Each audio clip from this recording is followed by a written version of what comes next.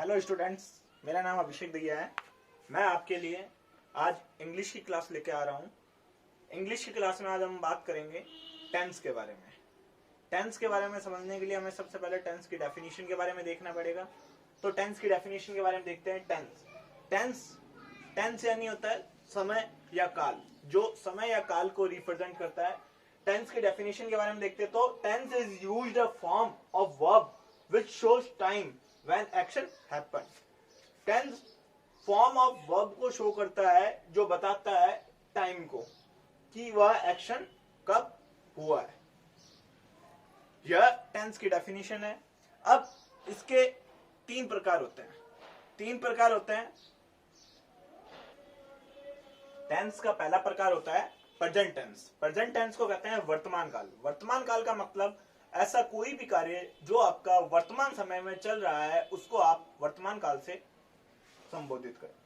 Number 2, past tense. Past tense को कहते हैं भूतकाल। भूतकाल का मतलब ऐसा कोई भी कार्य जो समाप्त हो चुका है उसे भूतकाल में बताएंगे। Number 3, future tense.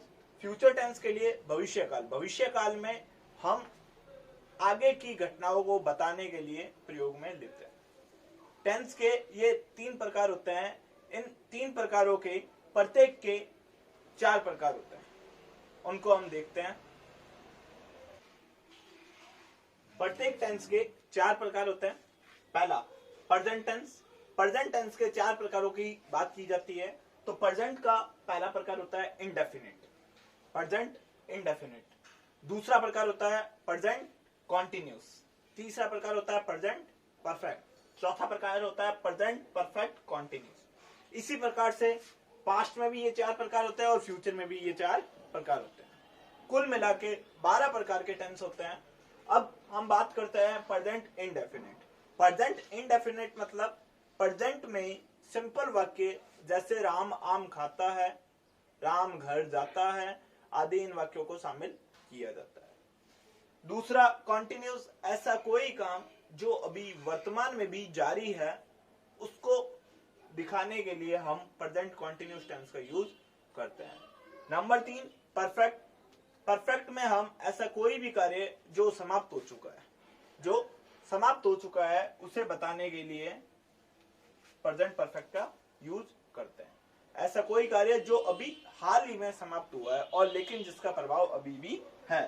और प्रेजेंट परफेक्ट कॉन्टिन्यूस की अगर बात की जाए तो इसमें हम उसे शामिल करते हैं जिसमें आपका कार्य एक स्थान पर समाप्त होने के बाद आगे भी जारी रहता है।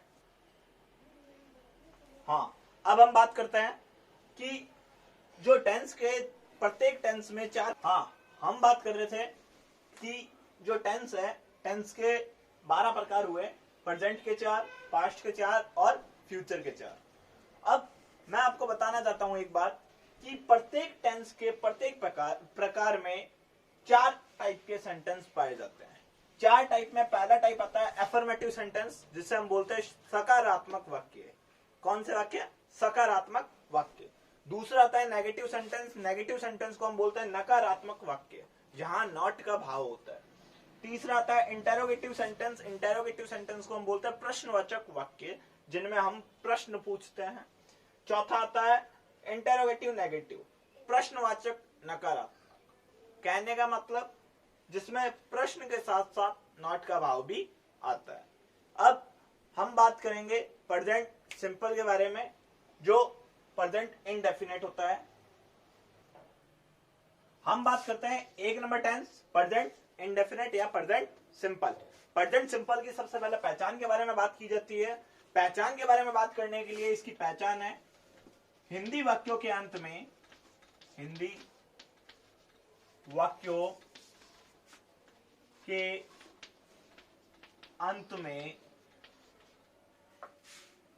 ता है, ती है और ते है आदि आते हैं।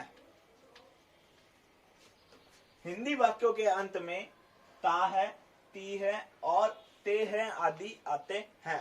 अब किसी भी साधारण एफर्मेटिव सेंटेंस की पहचान का एक सिंपल स्ट्रक्चर होता है, जिस स्ट्रक्चर के बारे में अपन बात करते हैं। किसी भी वाक्य में subject plus verb plus object, इस साधारण से स्ट्रक्चर पर हम कार्य करते हैं। और इसके प्रेजेंट सिंपल के स्ट्रक्चर को देखने के लिए हम यहां सबसे पहले लिखते हैं स्ट्रक्चर।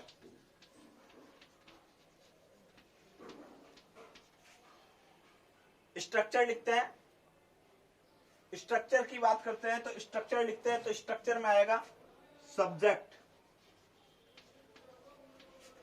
प्लस वर्ब की first form V1 plus object. यह स्ट्रक्चर तब लागू होता है जब हमारा subject I,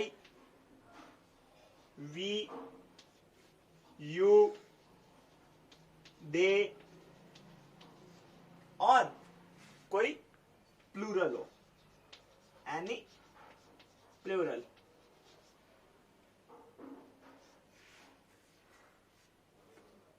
structure subject plus verb की फर्स्ट फॉर्म प्लस ऑब्जेक्ट। यह तब लागू होता है जब आई, वी, यू, दे और एनी प्लूरल सब्जेक्ट के रूप में आता है। अब आप लोगों को इसी का दूसरा स्ट्रक्चर बताया जाए, सब्जेक्ट प्लस वर्ब की first form plus SAES plus object. जब वर्ब की फर्स्ट फॉर्म के साथ SAES तब लगेगा जिस केस में सब्जेक्ट ही, शी, इट और एनी नेम। अगर आपके सामने यह दिया हुआ हो तो सब्जेक्ट के वर्ब के साथ SAES लगेगा। हाँ जी, अब हम बात करते हैं जैसे राम आम खाता है।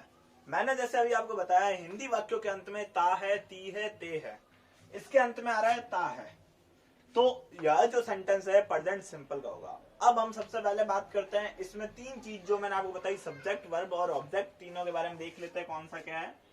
सब्जेक्ट, काम करने वाले को हम सब्जेक्ट कहते हैं। यहाँ काम कर रहा है राम, तो इसको हम सब्जेक्ट कहेंगे। आम, जो काम किया जा रहा है उसे ऑब्जेक्ट कहते हैं। कर्म, आम ऑब्जेक्ट। खाता है, खाता है क्रिया, क्रिया यानी वर्ब। अब जैसा कि हमने स्ट्रक्चर देखा था, यहां राम जो है सब्जेक्ट, सिंगुलर सब्जेक्ट है यानी कि नेम है।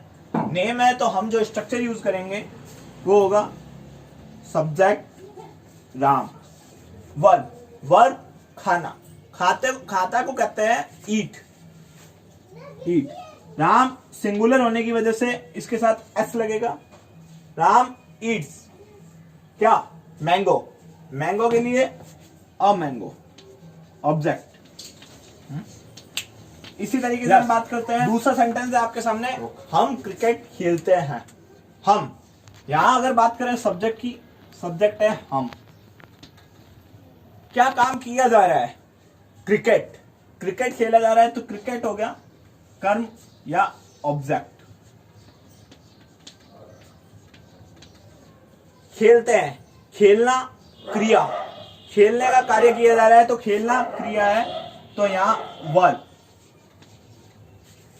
अब सबसे पहले लिखते हैं स्ट्रक्चर के हिसाब से, सब्जेक्ट वी, वी प्लूरल है, प्लूरल होने की वजह से अब इसके साथ जो है वर्ब की सिर्फ फर्स्ट फॉर्म आएगी। वर्ब की फर्स्ट फॉर्म खेलने को कहते हैं play, we play, play what, play cricket, object. दोस्तों आज हमने एग्जाम्पल के रूप में दो सेंटेंस देखे, राम आम खाता है, हम क्रिकेट खेलते हैं। और अगली क्लास में हम जो है इसी प्रकार से कुछ सेंटेंस लेकर आएंगे जिसमें हम आपके सामने बात करेंगे प्रेजेंट में नेगेटिव सेंटेंस को किस तरीके से बनाया जाता है, और उससे पहले कुछ इसकी प्रैक्टिस एक्सरसाइज करेंगे। यदि आपको हमारा वीडियो पसंद आया तो लाइक कीजिए, शेयर कीजिए, सब्सक्राइब कीजिए। हमारा यह वीडियो आपके क्षेत्र मुक्ता प्रसाद क्षेत्र में the easy tricks education point के द्वारा जारी किया गया है। धन्यवाद।